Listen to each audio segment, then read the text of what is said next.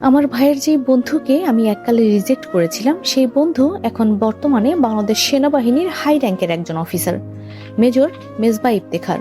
এই নামটা আমাকে আজ ভাবাচ্ছে ভীষণ। উনি আজ আমাদের বাসায় এসেছেন ভাইয়ার ইনভিটেশনে। আমি নিজের ঘরে লুকিয়ে আছি কলি, ওনার সামনে যেয়ে দাঁড়াবো কোন মুখে?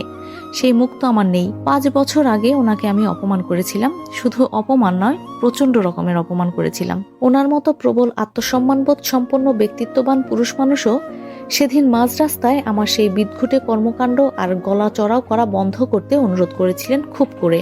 আমাকে বলেছিলেন, প্লিজ আকসা, এটা পাবলিক প্লেস, একটু চুপ যাও প্লিজ, মানুষ শুনছে, দেখছে আমাদের। আমার দিকে কিভাবে তাকিয়ে আছে দেখো, বড্ড বেশি অপমানিত বোধ করছি।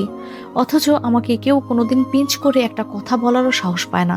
এলাকায় এতটাই ভদ্র শান্ত ছেলে হিসাবে পরিচিত আমি, অথচ আজ তুমি আমার মান সম্মান সব ধুলোয় মিশিয়ে দিলে। লোকে আমাকে বখাটে ভাবছে, যদিও আমি তা নই।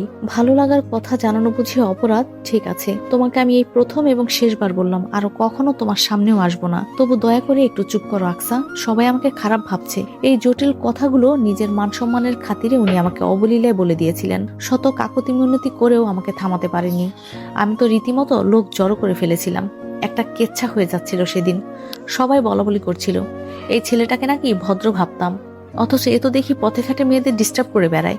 সেদিন ওনাকে আমার জন্য মিথ্যে অপবাদ পেতে হয়েছিল। তখন আমি খুব ছোট ছিলাম, মাত্র 17 বছর বয়সের বাচ্চা একটা মেয়ে, সবকিছু খেলনা ভেবে নিতাম।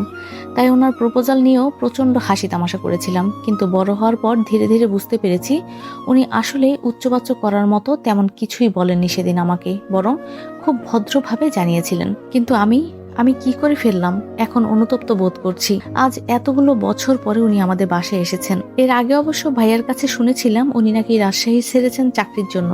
কি চাকরি তা জানতাম না, আজ সচক্ষে দেখে নিলাম। আমি কি করব বলি? বাইরে ডাক পড়েছে আমার, যাওয়া কি উচিত হবে? আকসা ঘরের মধ্যে প্রচন্ড উদ্গ্রীব হয়ে পায়চারি করছে, নখ কাটছে দাঁতে। অস্থির হয়ে পড়লে এই কাজটা করার বাজে অভ্যাস আছে ওর। কলি ফোনের ওপাশ থেকে ঠান্ডা মাথায় বলল, বাইরে যা আকসা, একদিন না একদিন তো তার সামনে তোকে পড়তেই হবে। সেই সাক্ষাৎকার না হয় আজই হলো। তুই যে অনুতপ্ত বোধ করছিস এটাই যথেষ্ট। প্রয়োজন পড়লে ক্ষমাও চেয়ে নিবি। উনি আমাকে মাফ করবেন বলে তো মনে হয় না। আমি একটা বড় অন্যায় করেছিলাম। ওনার মতো